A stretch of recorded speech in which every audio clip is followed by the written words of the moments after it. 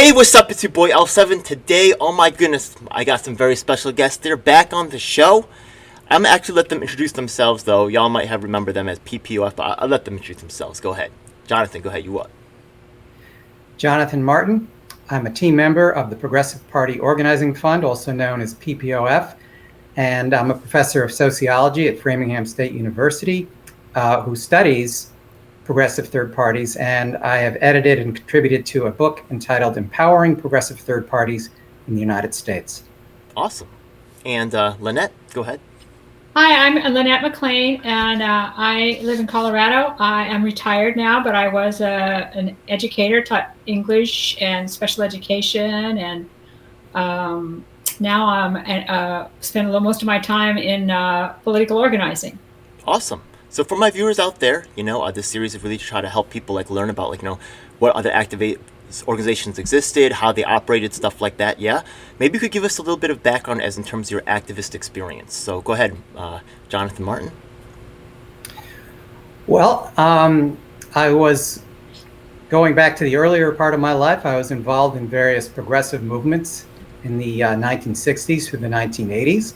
In the 1990s, I got disillusioned with the right shift of the Democratic Party, and I started supporting left third-party efforts, such as that to build a Labor Party, and particularly the Green Party. I was involved in the Ralph Nader presidential campaign in 2000, and I continued to be heavily involved in the Green Party. But by 2017, a few years ago, after doing academic research and writing on what can make progressive third parties more successful, I left the Greens and I joined the leadership of a group called Draft Bernie, which was short-lived, only lasted 3 months.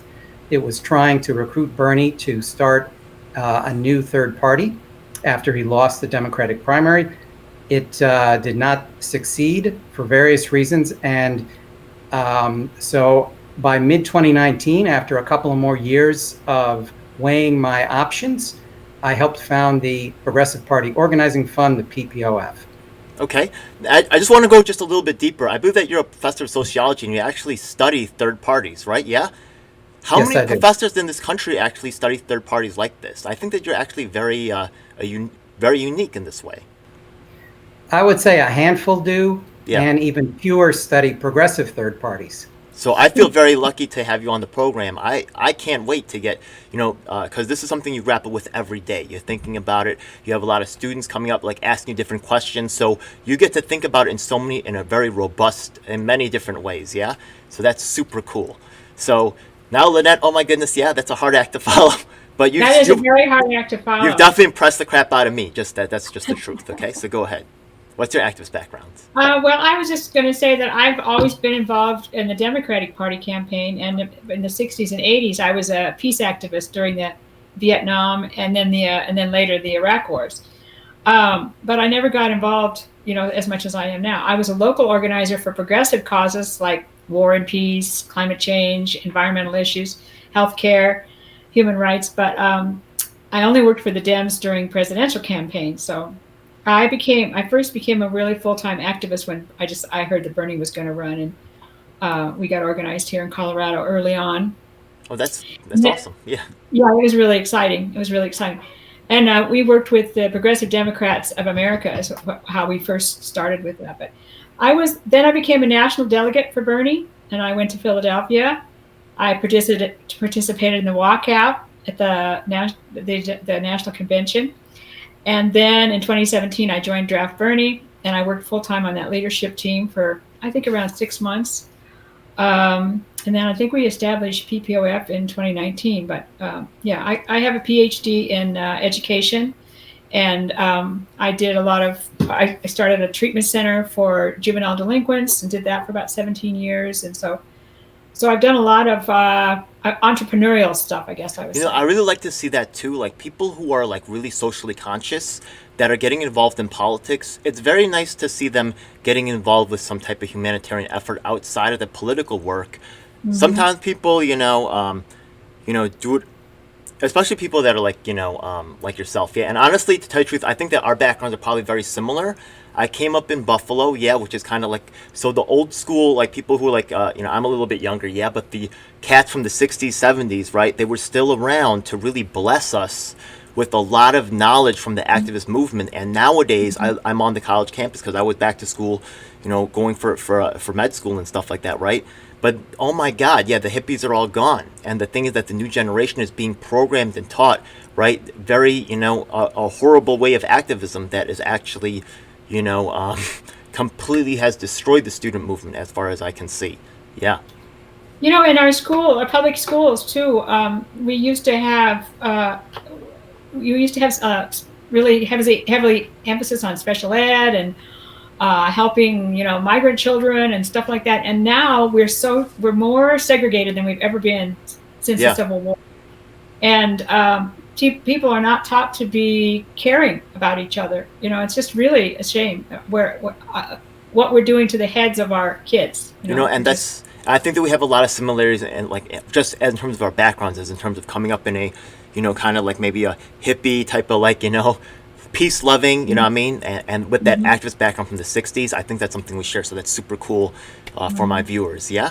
So all right, cool. All right, that's very high quality, interviews right here. Okay, I want to ask yourselves about the PPOF. That's something you both kind of founded. Yeah. So, what made you guys decide to start this foundation? What's it all about? Well, we founded the PPOF because we believe that running viable non-duopoly candidates from the bottom up is really critical for sparking the creation of a winning progressive third party. So I don't know if viewers know this, but there have been polls over the last several years that show that most Americans want a major or viable third party, not just any party, but one that can win. And surveys also show consistently that most people support progressive policies. But unfortunately, there's no existing progressive third party or party building group that is focused narrowly on that really important objective, demonstrating that a progressive third party can win. The Green Party isn't. The Movement for a People's Party, which we've talked about before, isn't doing that. I can't think of any group that is doing that. And so that's the mission of the PPOF, to recruit and support these competitive, non-duopoly progressive candidates to help do that.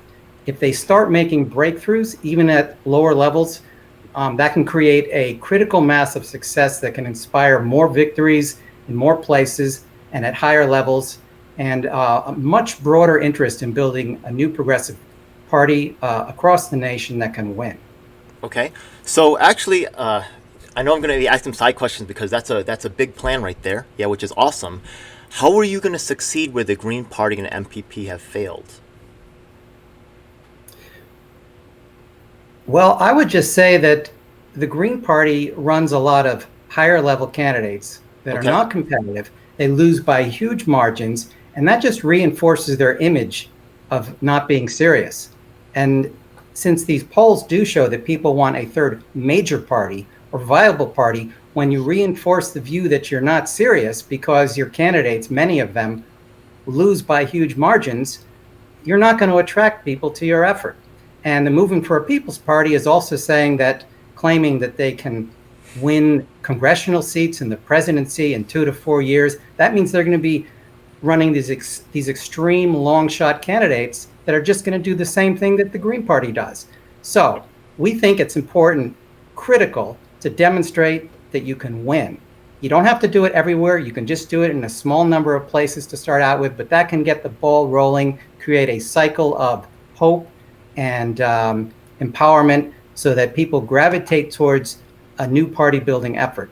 We think that is what is going to spark it off, not following the same old failed strategies, top down, running federal, statewide presidential candidates that lose by giant margins and discourage people. I recently had an interview with Brendan Carpenter. I love that interview with, he's from the Yang Gang, and he said that he was part of the most successful third-party operation in the United States, something about I think the Utah Progressive Party or something like that, yeah? You know what I'm talking about?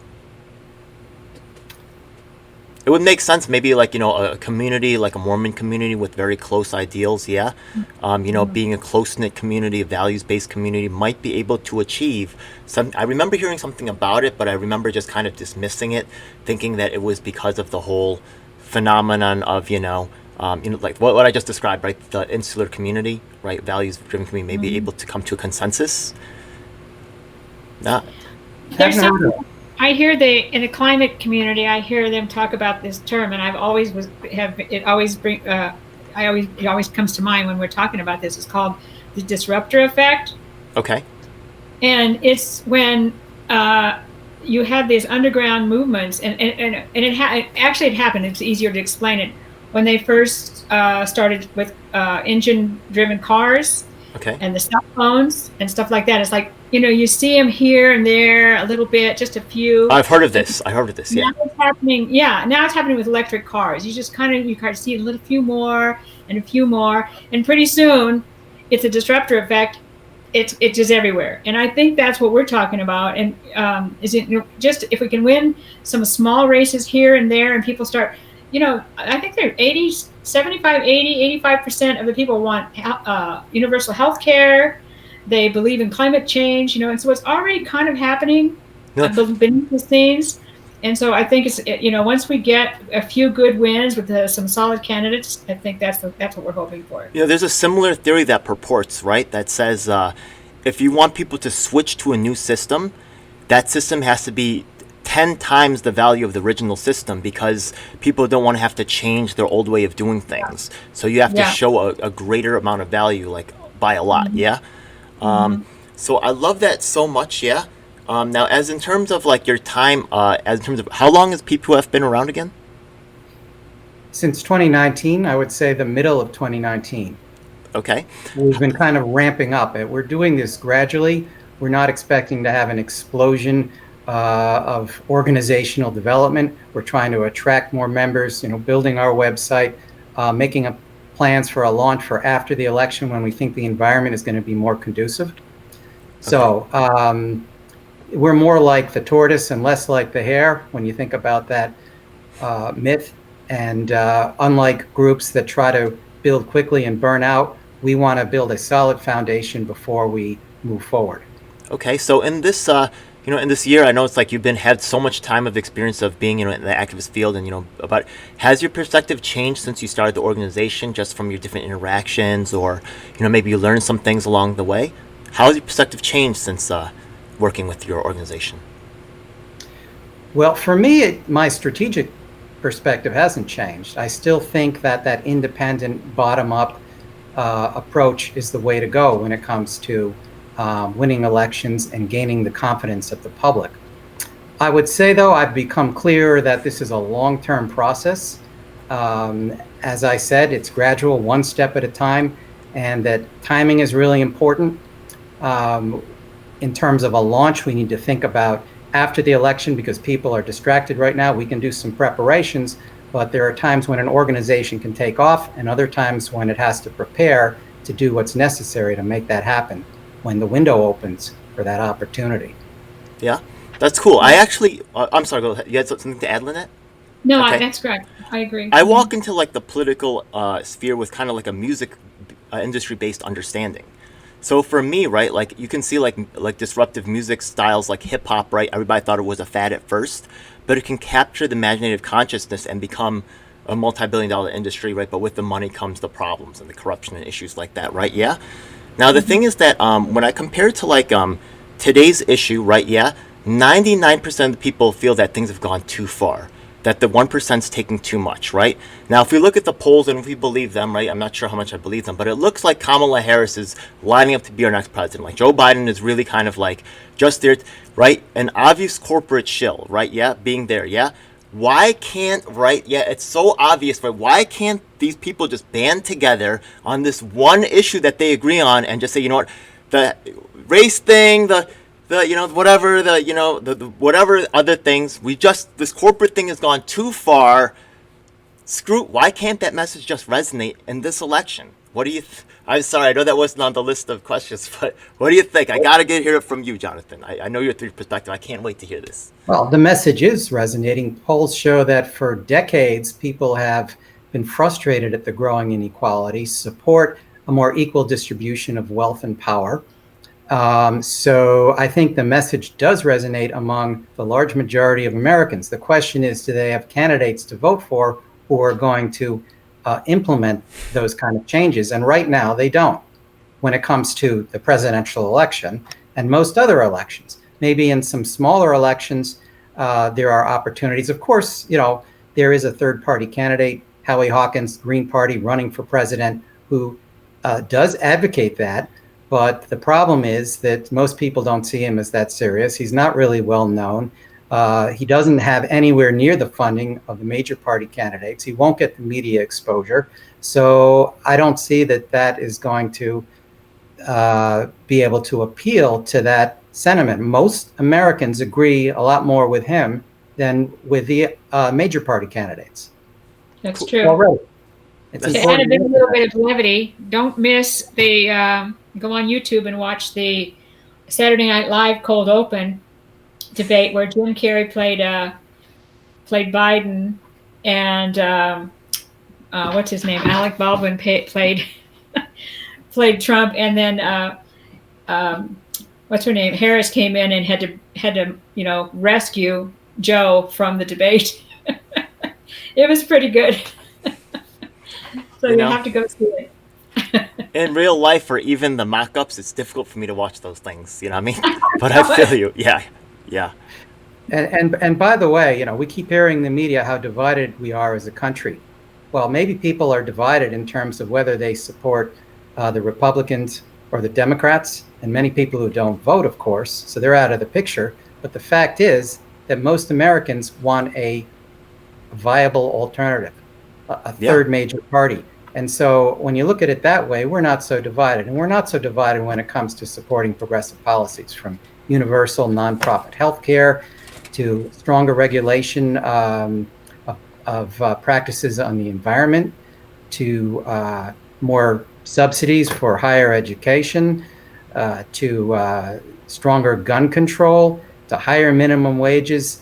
Pretty much across the board, most Americans support those progressive policies. So when you put that together, there's a base for a new, true progressive party, and that's what we're trying to help build. And we think it needs to be done carefully and thoughtfully, and not in a grandiose way that just burns out and doesn't get anywhere. Okay, I can understand that. So, from operating these organizations and other activist groups that you've had, what do you I want to teach our new generation of people who are watching, right? Leaders like yourself, right? People who are trying to come to, right? Not necessarily leaders because of a title, but because we're trying to actively grip and grapple with the problems that we're facing with today, right? Yeah. What have you been found to be the most productive activities for your organization, and from getting a message out and all of that, right? Yeah. Well, I would say right now, just building the organization and preparing for our launch is the most productive thing we can do, because we think there's going to be an opening after the election when people are less distracted, and we need to attract more core members and develop our strategy for how to do that launch. Okay. And that will allow us to engage more intensively in these critical activities on behalf of our mission. So I guess it's productive in the sense that it is very methodical, and we think that is going to yield the best result. Okay, and that is what I would advise other people to do, is to be methodical about their activism, not to just be impulsive, because that usually doesn't get anywhere. Okay, so one thing that I'm doing, right? Yeah, just be a little bit more specific, right? Yeah, I liked your focus before in talking about local organizations and local politics. So I'm actually contacting local community organizations and trying to establish relationships of trust with them, and work experience with them, so that later on when I need them for other things, right, to push certain political activities, that they know me and they're comfortable working with me in that framework. So maybe you work, maybe, right, and then maybe so sometimes you might focus on democratic clubs, you might focus on maybe Veterans for Peace, you might focus on environmental activities, right? Yeah. Maybe for you, it's working with local political organizations. Maybe for you, it's utilizing your, I know the university frameworks are often patched into, right, as in terms of like providing, advisory support to local governments, yeah, as in terms of like coming up with policy, things like that, right? So as in terms of like concrete deliverables, what do you feel like has really gotten you the most like real, right? Maybe you could tell me a story. What's the best story you have about something that really like got you a big win right there? Well, I would just say for me, maybe you have more better other ideas, Jonathan, but for me here locally, I stay very involved with my local city council. Okay. I go to all the meetings. I speak I speak probably once a month. I write letters. I write emails. I send emails and letters to our state government officials. And so I think that is a really good point that you're making, is to get involved with your local groups. There's a ton of local groups here. There's environmental groups, there's health care groups, there's all kinds of groups. We have a vigil where we do honk and wave every week. I'm real active in that. I'll provide just a little bit of perspective from my own story about how working in city councils really opened my perspective. For example, right? Yeah, I was hanging out in the city of Newburgh. If you guys go to my stuff, you'll see some stuff there, right? I was talking with the lady running for city council, and a lot of people say, "Oh, affordable housing, that's good." It is good, right? But let's take a look at this poor community, right? What they were doing is they're taking people who are coming out of prison, and they need to fill these affordable housing slots with a body. So these poor communities, they're using that as a new shuttling zone for people coming out of prison, and those people have no say in what's going on there. And there's other things, that the ways that, plans that you guys are trying to work out, that you have good plans for, they're backfiring and they're twisting them against you, right? So so you learn about how to deal with all these things from dealing with local organizations like that, and it gives you cool stories to come up with, like we could share right now, you know what I mean? But yeah, work at city council, exactly. Those are the kinds of things you find out about. Hell yeah. Yeah. That's a really good example. Affordable housing is a very good example because it can be misused, manipulated. Oh, it is. It's a good way to hide, funding, and not. It maybe a pile of money will go there, and then it doesn't get to the people that is trying to help. And then prison outreach programs. You got funding. It's the whole train. It's a whole gravy trail where you can keep dipping and dipping and dipping. Oh, you know what I mean? You put into it. Yeah, it's just a mess. Yeah. And the other thing about those groups is they need to look good. So a lot of times they won't take people. Yeah. They won't take people who really need the help because they're not sure they're going to be successful. Yeah. And that happened in the community college too. They didn't want to give English as a second language because those students just want it for their job. They're not going to go to 4 years of college. They're not going to spend a big bucks there. So, boom, the ESL classes are out because they aren't the moneymaker. And this is what makes the establishment so powerful. Their machine. We have to understand the machine so we can take it apart, or so we can grapple with it. Yeah. When it's all profit, it's all based on profit. Everything's based on profit. Our healthcare, our education, our affordable housing is all based on profit. That's how they measure it. Well, then the people who need the services don't get it, and that's just such a shame, So that's why we have to stay involved with our city councils and our local groups. We have issues with our affordable housing here too. Same thing, It's all about money, and we don't want those people in our town, So I know all about that. They never want me in the town. It's really crazy. It's really crazy stuff. All right. Yeah. So good on you for getting involved with that. That's what we all need to do. It's just one part of the puzzle. Yeah. Yeah.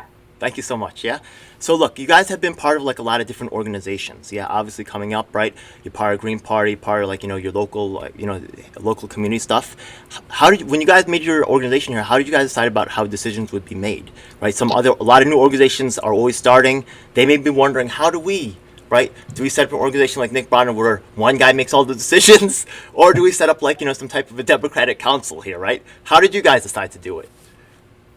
Well, we've had some experience at that. We've had a couple different negative experiences with that. But we do work with a small core team, and we make decisions in a real democratic fashion. There's no one person who's in charge, and you need a lot of different people with different skill sets. That's one thing I saw at MPP. You need different people that are different than you because you only have one skill set. And you need other people who can do other things. So we do have some roles. We split up tasks. We let the people who are assigned to the tasks have their own autonomy to make their own decisions about that particular task. And we do communicate often. When there's an important decision, we talk it out. We ask for others' opinions. We take our time, making sure that we are going in the right direction. Okay, I'll point out some of like maybe the more specific variables that happen between some of the different organizations that I'm a part of. Yeah. So one of like, for example, one of the Yang Gang groups that I'm a newly formed group. Yeah. They have this thing where they have these board members that flip off every 4 months. Every 4 months they have to rerun for their position, right? Some people are for term limits. Some people are not really for term limits. You know what I mean? I can see positive and negatives on both sides of that, right? Versus MPP where you have an installed leadership that's self-appointed, that whatever, yeah? So those are two wildly different points of view with like certain specifics, yeah? So do you guys have like maybe a lot of teams are doing the Slack thing and they're setting up like different work groups, yeah? How do you guys like assign like certain things to get done? Do you guys have like a executive leader, or is everything by council, or is there like individual like council coordinators who like take care of certain tasks?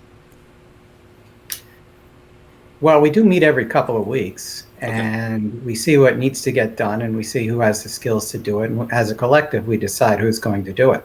Okay. So it's a very cooperative, flexible kind of process. No one is ordering anybody to do anything. Yeah.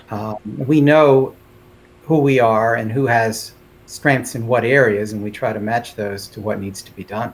Yeah, I think that'll probably work until you probably hit like maybe like 500,000 members, something like that. Then you probably have to have some other things in place, right? Yeah. But that's like, right now that makes sense. Yeah. And actually, if you like, I do agree with that 100%.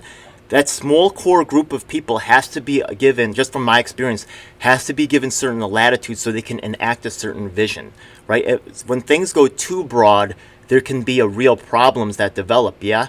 And I'm definitely, as in terms of like steering for the MPP takeover event later, I'm definitely trying to make sure that those things don't happen. Yeah, I'm sure that the day of like, we're going to try to cook up some bylaws that'll make sense. I'm sure on that day people will be like, F these bylaws, it's a setup, it's crap, you know what I mean? So yeah, it's going to be a hard fought battle, yeah? So at some point, right, your organization will grow and adapt. Are there any plans for a timeline, or maybe plans for, as things develop, how you're going to change that strategy? I think one thing we really want to do is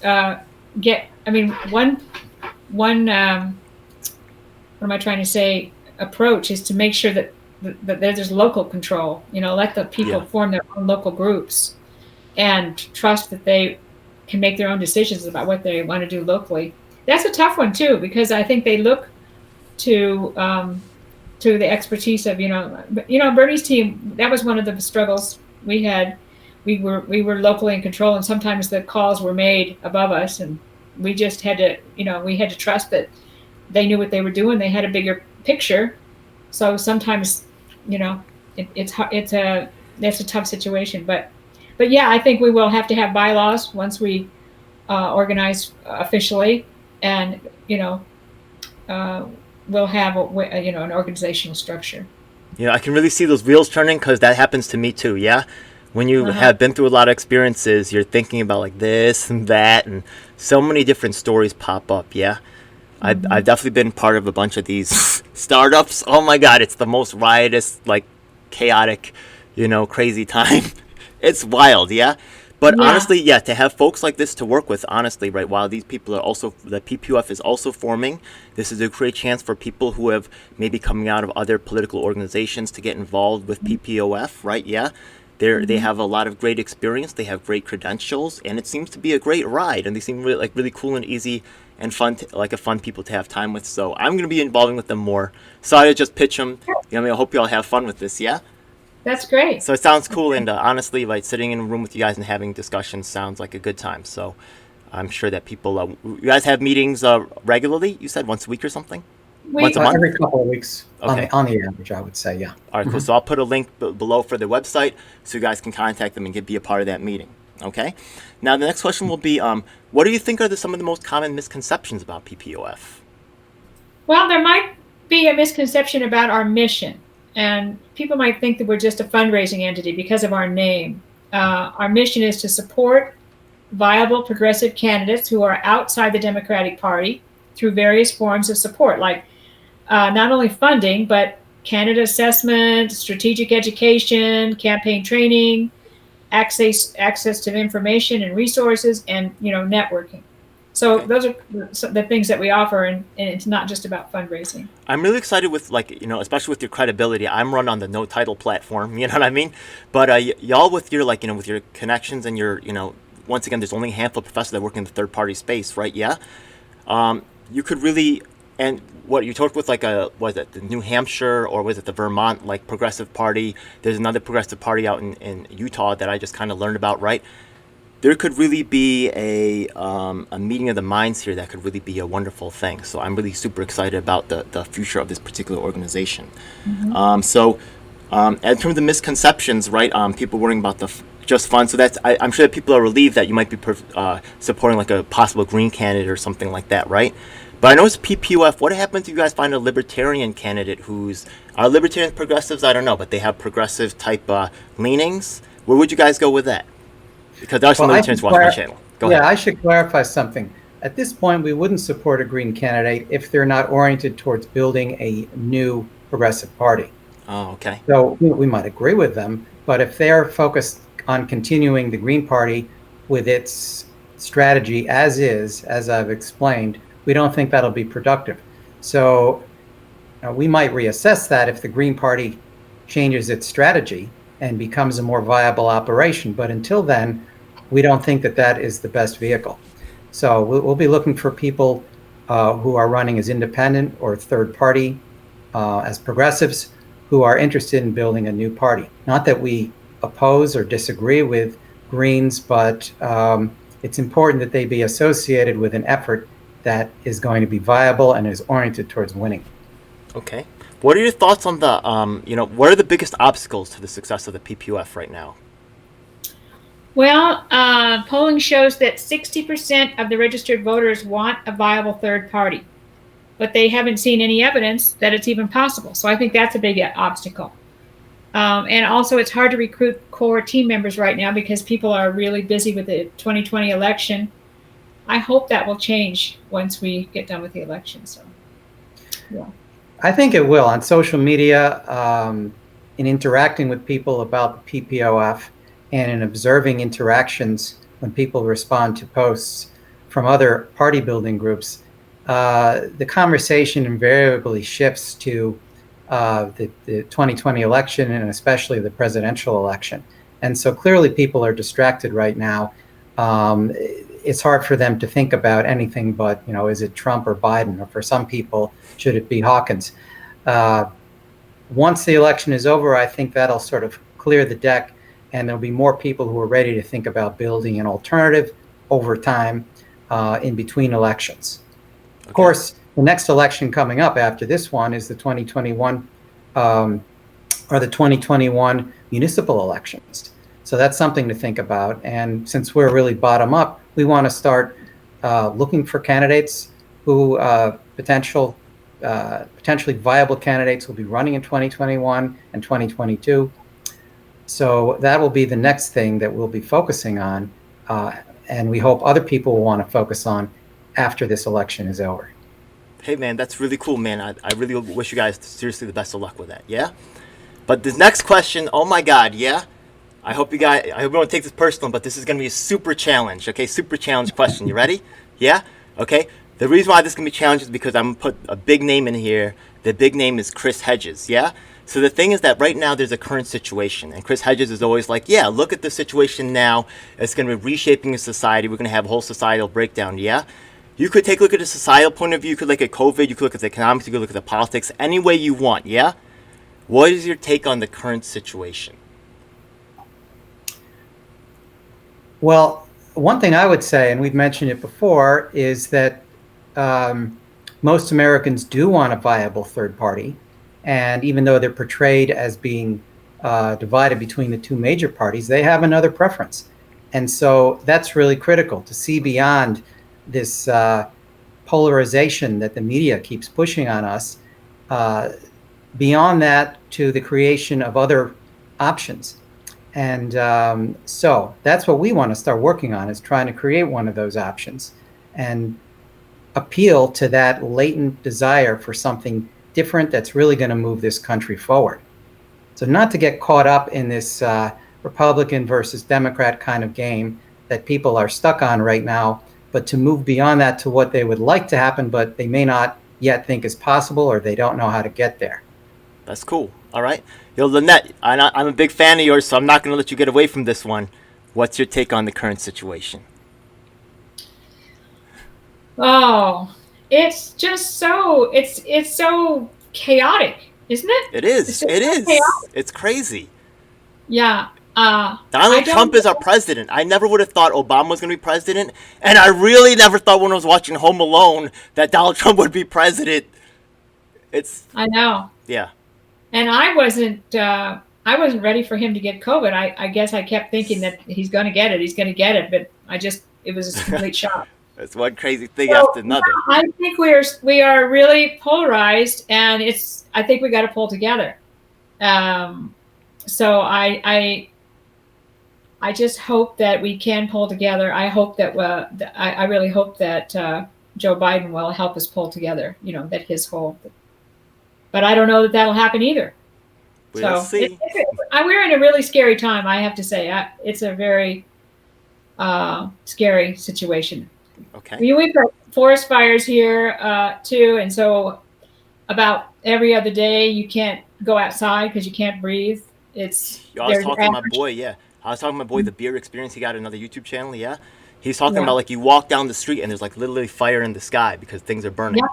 Yeah. And there's ash on my garden. There's ash on all the plants everywhere. It's just really bizarre. So we are in a very crazy time. Yeah.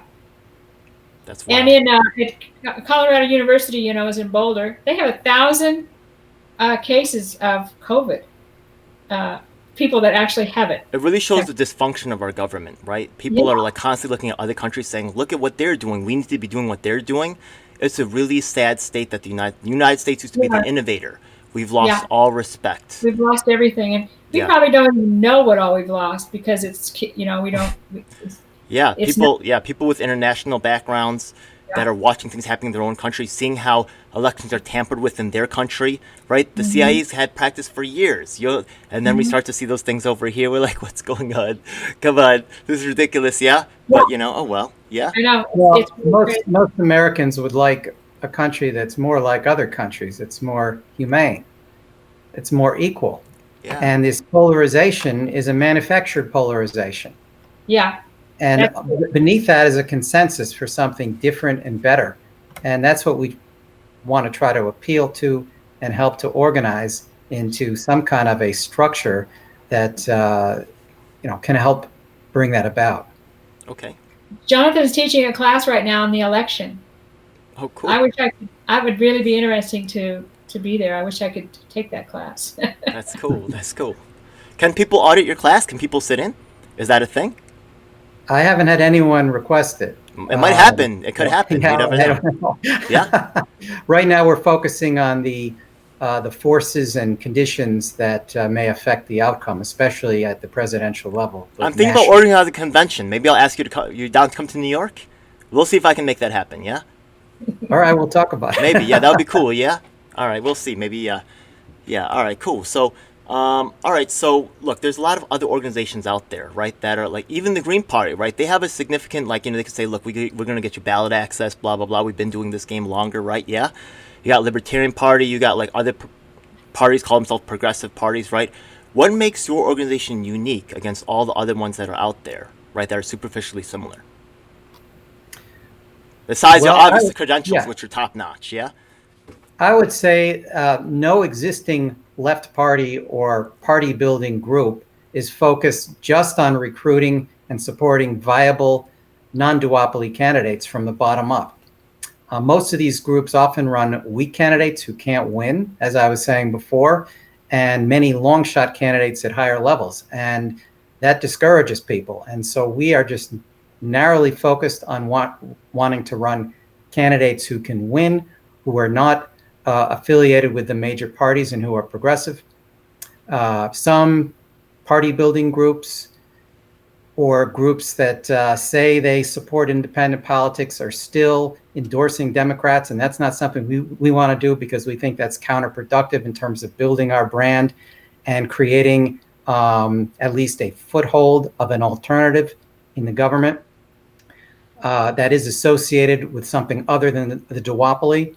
So that's our narrow focus, and that is different. We really want to look at what kind of strategy is going to help galvanize support for a new party and create the kind of breakthroughs necessary to make that happen. So that distinguishes us from some of these other groups who have pie in the sky kind of ideas, or they think that there's going to be some kind of a catastrophe, the dam is going to break, and all of a sudden there's going to be this rush of support to their organization. We don't think that's going to happen. We think you need to go one step at a time and be very focused on how to go from A to B to C to D. That distinguishes us from these other groups. I wouldn't say that we oppose them. We wish them well, but we question how effective they can be, and we want to be effective. Hey, that's really cool, man. I really appreciate that. Yeah? Now, the thing is that, just so you know, I actually believe strongly in contingencies. So even, right, yeah, even if you believe the short-term solution can work, investing in a organization like this is actually a long-term solution in case that short-term solution fails. So there's nothing wrong, right? Honestly, right? Even if you're working towards a short-term solution, I would still be involved with these people. That's just me personally, though. Everybody has their own take, yeah. Okay, so that's fair, yeah. So that's pretty cool, man. I'm a fan. Yeah, I'm down to hang out with you guys. Yeah. I would add one other thing. Now, some people think, and this relates to your comment, that what we need is some kind of a coalition party, that all these groups should kind of band together. And we have questions about that too, because if you get a lot of weak groups banding together, you don't necessarily get one strong group. You can get one weak group. Yeah. Especially if they don't agree on a common. You're more likely to get one weak group, actually. You're more likely. Absolutely. And if they don't agree on a common effective strategy, then they're not going to go anywhere. So that's sort of a nostrum on the left, is that we're all fragmented. We just need to form one group, and that's the magic bullet. But it's not. It's not if you don't have an effective strategy. So that's what we're trying to pioneer. I can see us working with other groups if they are willing to come on board with an effective strategy, or if they demonstrate a strategy themselves that's effective. But right now, they're not. And so that's what we're focusing on and how we hope to contribute to the broader effort.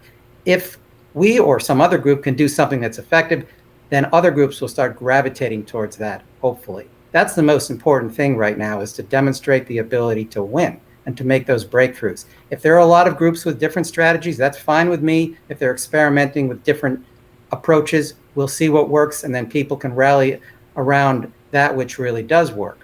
That's the way forward, in my view.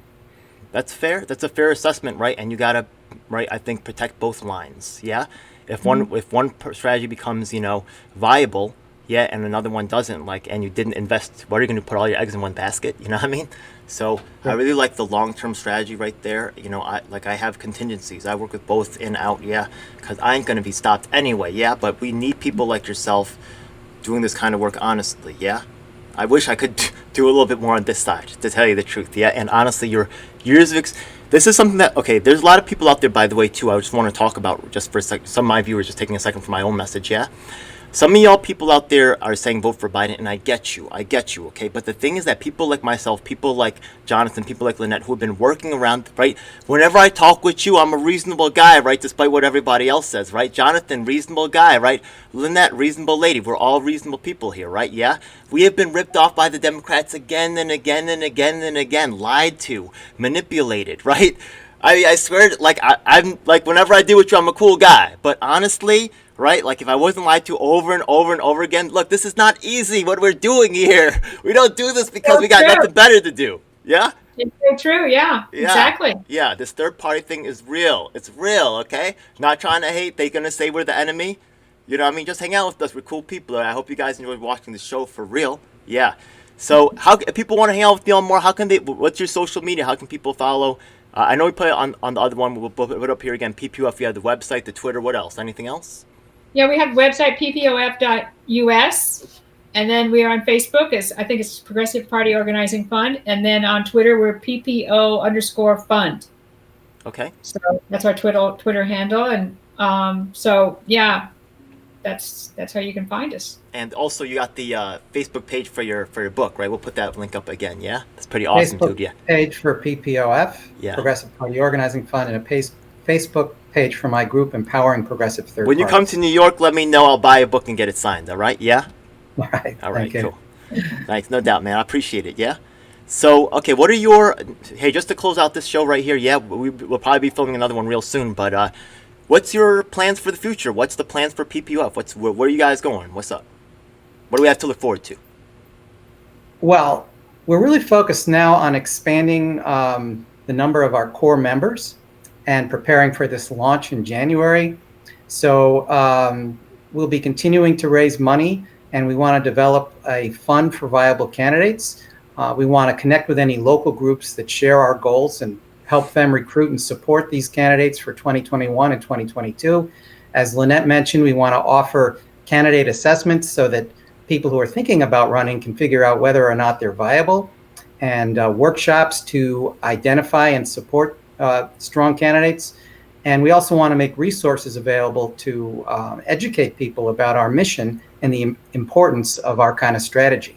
So we'll be doing all that over the coming months. Cool. I'll be also helping them out with that too. So if you guys ever want, you know what I mean? Well, I'll probably just link them to you directly, you know what I mean? But if you ever want to like hang with someone in New York who's down with PPOF, that's me. You know what I mean? But you know, look, these people that really, I'm in so many organizations, I really don't know what's going on. You know what I mean? But these people are cool, and I'm down with the overall mission statement. So it sounds awesome, dude. Thank you so much for coming by. Lynette, you have anything else you want to share too? Before we go? Thanks a lot for having us. This has been fun. Thank you. It's been an honor. Yeah, I'm Yes. just really thrilled every time he comes on. Thank you so much. See you. All right, bye. It's a dark day in our nation when high-level authorities will seek to use every method to silence dissent. The truth must be told.